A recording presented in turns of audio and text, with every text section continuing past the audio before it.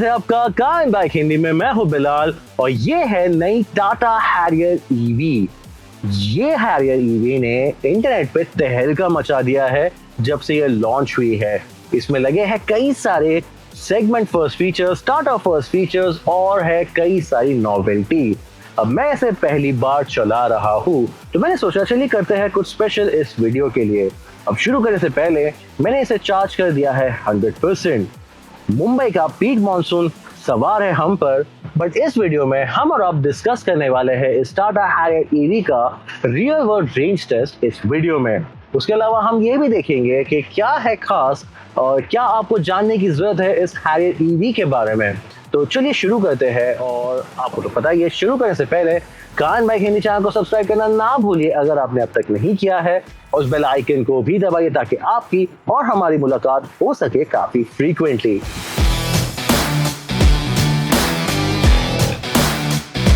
अब हर टाटा कार की ही तरह आप हैरियर ईवी भी खरीद सकते हो 3 पर्सोनाज में। यहाँ पे आपको मिलता है एडवेंचर, फियरलेस और एम्पावर। 2 बैटरी पैक के ऑप्शंस दिए गए हैं। जो छोटा बैटरी पैक है वहाँ पे आपको सिर्फ रेयर व्हील ड्राइव मिलता है, और जो बड़ा बैटरी पैक है वहाँ पे आपको rear wheel drive plus all wheel drive version भी मिलता है, जो हम यहाँ इस वक्त चला रहे हैं। टाटा इसको कहती है quad wheel drive. Harrier EV का प्राइस रेंज है 21.5 लाख रुपए से लेके तकरीबन 30 लाख से थोड़ा ऊपर। इस प्राइस रेंज में आपको मिल रही है एक काफी बड़ी इलेक्ट्रिक एसयूवी।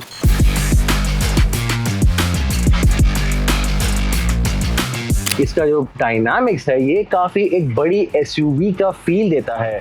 अगर आपने स्टैंडर्ड हैरियर चलाया है तो आपको पता है कि इसका जो डायमेंशन है वो इंटरनली और एक्सटर्नली ये एक काफी बड़ी एसयूवी का फील देता है। कंपैरेटिवली से अगर क्रेटा ईवी आप लेते हो वहां पे आपको एक कार लाइक, एक स्मॉल क्रॉसओवर लाइक फील मिलता है। यहाँ हैरियर ईवी एक्चुअली एक स्वीट स्पॉट है, एक परफेक्ट डायमेंशन के साथ। ये ना एक बड़ी इंटिमिडेटिंग एसयूवी लगती है स्पेशली सिटी या पार्किंग के लिए। हालांकि यहाँ पे आपको प्रॉपर स्पेस मिलता है, गुड विजिबिलिटी मिलती है, एक टॉल राइडिंग स्टांस मिलता है और ओवरऑल एक प्रॉपर एसयूवी का फील मिलता है। ये मैंने शायद पहले नोटिस नहीं कर पाया था एक डीजल हैरियर में, क्योंकि वहाँ पे कई सारी चीजें मेरा ध्यान भटका रही थी। वाइब्रेशन हो गया, नॉइज हो गया, एंड ओवरऑल यहाँ पे आपको हैरियर ईवी में वो कुछ नहीं मिलता। यहाँ पे आपको मिलता है एक स्मूथ डिलीवरी, नो वाइब्रेशन और एक रियली क्विक एक्सेलरेशन। हम जो वेरिएंट चला रहे हैं वो है क्वाड व्हील ड्राइव, मतलब यहाँ पे है 2 इलेक्ट्रिक मोटर्स, दोनों ही एक्सल पे। कंबाइंड आउटपुट दोनों का है तकरीबन 300 हॉर्स पावर और 500 न्यूटन मीटर। हालांकि ये हल्की कार नहीं है, ये हैरियर डीजल से 300 किलोग्राम ज्यादा हैवी है और इसका वजन जाता है तकरीबन 2.3 टन। इतनी हैवी एसयूवी होने के बावजूद ये कर सकती है 0 to 100 किलोमीटर पर आवर का रन सिर्फ 6 सेकेंड्स में। ये एक काफी क्विक टाइम है, और अगर मैं आपको पर्सपेक्टिव देना चाहूँ तो ये सेम टाइम है गोल्फ GTI का। इनफैक्ट BMW 330i भी सेम टाइम करती है। इवन जो स्कोडा की VRS थी, द स्कोडा ऑक्टाविया VRS 245, एक प्रॉपर ऑथेंटिक ड्राइवर्स का जो इंडिया में मौजूद थी, वो भी तकरीबन सेम टाइम में 0 to 100 का रन कर सकती है। सो क्या चाहिए आपको अपनी एक फैमिली इलेक्ट्रिक एसयूवी से जो एक्चुअली स्ट्रेट लाइन में इन ड्राइवर्स कार को पछाड़ सकती है। बट हैरियर ईवी सिर्फ स्ट्रेट लाइन में ही उम्दा नहीं चलती, इसमें लगा है all wheel drive setup electrically. तो अगर ऑफ रोडिंग अगर आप इसे ले जाओ तो यहाँ पे आपको ड्राइव मोड्स दिए गए हैं। इनफैक्ट इसका ऑल व्हील ड्राइव इतना केपेबल है कि अगर आप इसके ये ड्राइव मोड्स यूज ना भी करो तो भी ये हर रास्तों पर या हर ऑफ रोडिंग कंडीशन में आपको बाहर निकाल पाएगी। मैंने इसमें माइल्ड ऑफ रोडिंग की, बट इसके क्वाड व्हील ड्राइव सेटअप ने मुझे डिसअपॉइंट तो नहीं किया। हालांकि जो चीज़ मुझे इम्प्रेस किया वो है इसकी राइड क्वालिटी। ये है प्रॉपर टाटा एसयूवी, सो मुझे इससे कुछ कम एक्सपेक्टेशन तो थी नहीं, और इसने खराब रास्तों पे, बिना रास्तों पे इतने आसानी से हर चीज़ को एब्जॉर्ब किया काफ़ी प्रोफेशनलिज्म से कि आई एम सोल्ड। इसका जो राइड क्वालिटी है ये एक रीज़न हो सकता है आपका इस हैरियर ईवी को खरीदने का।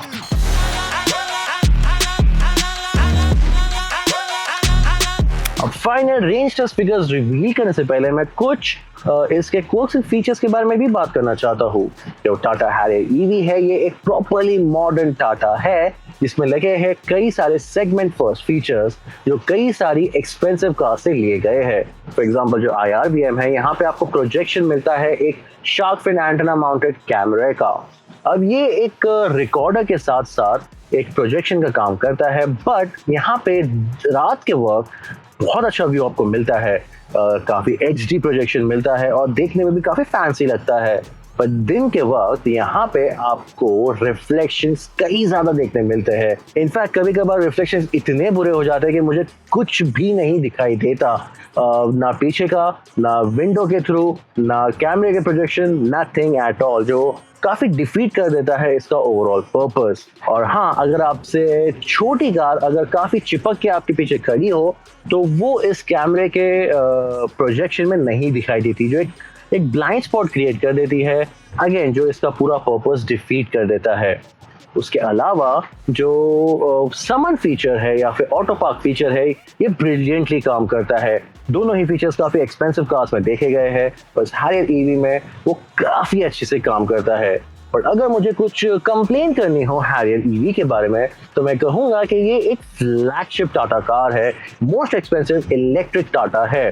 तो यहाँ पे कुछ चीज़ें शेयर की गई है लेस एक्सपेंसिव कार्स के साथ। फॉर एग्जाम्पल जो ड्राइवर्स डिस्प्ले है वो एग्जैक्टली सेम है जो आपको नेक्सॉन ईवी में मिलता है। अगर आप ज़्यादा पैसा पे कर रहे हो अपनी कार के लिए तो शायद आपको एक थोड़ी नॉवेल्टी मिलनी चाहिए, कुछ एलिमेंट्स खास होने चाहिए सिर्फ इस कार के लिए, बीट एक्सटीरियर या इंटीरियर, और कुछ स्पेशल चीज़ें की जानी चाहिए थी। हाँ, माना कि ये एक बॉर्न ईवी नहीं है तो इसके साथ नहीं मिलते आपको उस बॉर्न ईवी के बेनिफिट्स, बट अदरवाइज एक छोटे मोटे चेंजेस किए जाते हैं इस हैरियर ईवी को थोड़ा और स्पेशल बनाने, तो ये इसका जो वाव फैक्टर है वो काफ़ी गुना इम्प्रूव कर देता।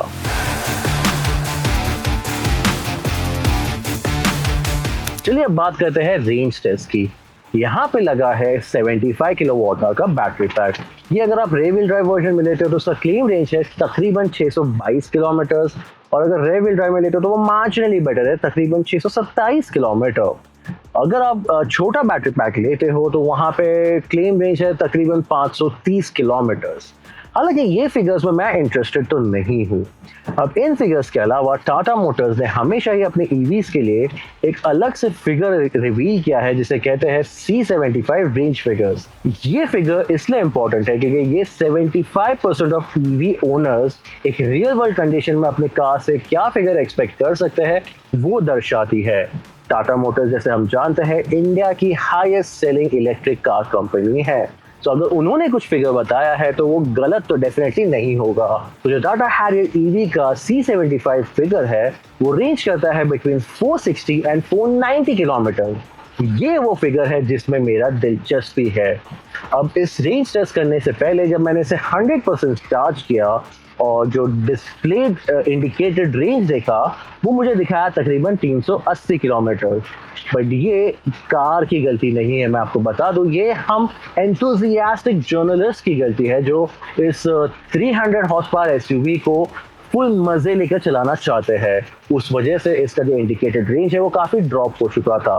पर जब मैंने इसका रेंज टेस्ट शुरू किया, तकरीबन 20-25 किलोमीटर सिटी कन्फाइंस में ड्राइव किया एक नॉर्मल इलेक्ट्रिक का ओनर की तरह, तब जाके थोड़ा रेगुलराइज होना शुरू हुआ। उसके अलावा मैं आपको ये भी बता दूं कि टाटा कार्स में जो इंडिकेटेड ड्राइविंग रेंज है वो एक नहीं होता। अगर आपने एक टाटा इलेक्ट्रिक कार चलाया हो तो आपको पता होगा कि काफ़ी फैक्टर्स पे ये इंडिकेटेड रेंज चेंज होता है। फॉर एग्जांपल 3 रीजन सेटिंग आपको यहाँ दी गई है, L1, L2, L3, हर एक पे एक डिफरेंट इंडिकेटेड रेंज दिखाई देता है। 3 ड्राइव मोड्स भी दिए गए हैं, eco, city and sport, and तीनों में ही एक डिफरेंट इंडिकेटेड रेंज दिखाई देता है। अगर आप AC ऑन या ऑफ रखो तो अलग इंडिकेटेड रेंज दिखाई देता है। तो इस रियल वर्ल्ड रेंज टेस्ट के लिए मैंने हमेशा की ही तरह सारी सेटिंग को स्टैंडर्ड रखा है। जो रीजन है वो लेवल 1 पे है क्योंकि वो है स्टैंडर्ड सेटिंग। ड्राइव मोड को रखा गया सिटी पे, ना इको ना स्पोर्ट। एयर कंडीशनिंग पूरे टेस्ट में ऑन थी और उसका टेम्परेचर रखा गया 23 डिग्री सेल्सियस पे और फैन स्पीड थी 2 और 3। इसके अलावा इसे चलाया मैंने 80% सिटी और 20% हाईवे पर, कुछ माइल्ड ऑफ रोडिंग को इंक्लूड करते हुए।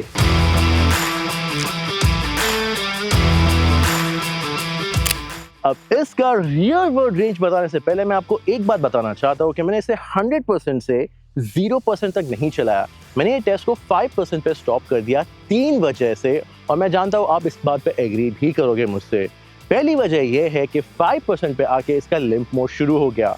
अब लिम्प मोड में इसका परफॉर्मेंस लिमिट हो गया 60 kmph पे, और AC का भी परफॉर्मेंस थोड़ा ड्रॉप हुआ। दूसरी बात यह है कि 5% पे आने के बाद हर टाटा गाड़ी में एक बीप शुरू हो जाता है जो नोटिफिकेशन देता है कि आपको गाड़ी को चार्ज करने की ज़रूरत है। तो वो कुछ किलोमीटर्स के बाद थोड़ा अनोइंग डेफिनेटली हो जाता है। और तीसरी बात ये थी कि मैं ये कार को अकेले टेस्ट कर रहा था पब्लिक चार्जर्स पे, तो मैं नहीं चाहता था कि बीच रास्ते में गाड़ी अगर 0% पे बंद पड़े है तो मुझे इसे धक्का देके पब्लिक चार्जर पे जाना पड़े। तो ये 3 वजह की वजह से मैंने इसे 5% पे स्टॉप कर दिया। पर आप घबराइए नहीं, क्योंकि जो लास्ट 5% है मैंने इसे प्रॉपर्ली कैलकुलेट एंड एक्सट्रैपलेट किया है, तो जो फिगर है ये काफ़ी एक्यूरेट है। तो चलिए आते हैं उस फिगर के लिए जिसका आपको बेसब्री से इंतजार है, the real world range of the Tata Harrier EV quad wheel drive. ये गई तकरीबन 460 किलोमीटर्स एक फुल चार्ज पे।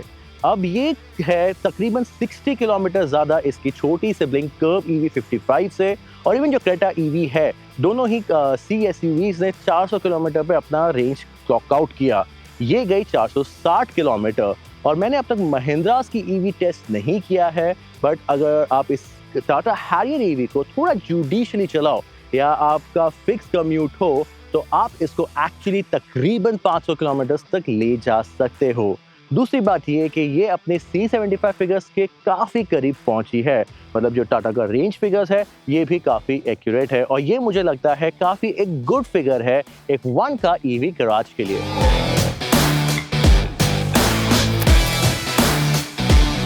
तो ये थी टाटा हैरियर EV और उसका रियलिस्टिक ड्राइविंग रेंज। मैं उम्मीद करता हूँ ये वीडियो आपको पसंद आया। अगर आपको पसंद आया तो इसे लाइक ज़रूर कीजिए और इसे उनके साथ शेयर कीजिए जो एक इलेक्ट्रिक SUV खरीदने का सोच रहे हैं और कंसिडर कर सकते हैं टाटा हैरियर EV को। और अगर आपके मन में कोई भी सवाल है इस कार से रिलेटेड या और कोई EV से रिलेटेड, हमें कमेंट सेक्शन में ज़रूर लिख भेजिए। इस वीडियो में इतना ही। मैं हूँ बिलाल, लेता हूँ आपसे विदा, फिर मिलते हैं।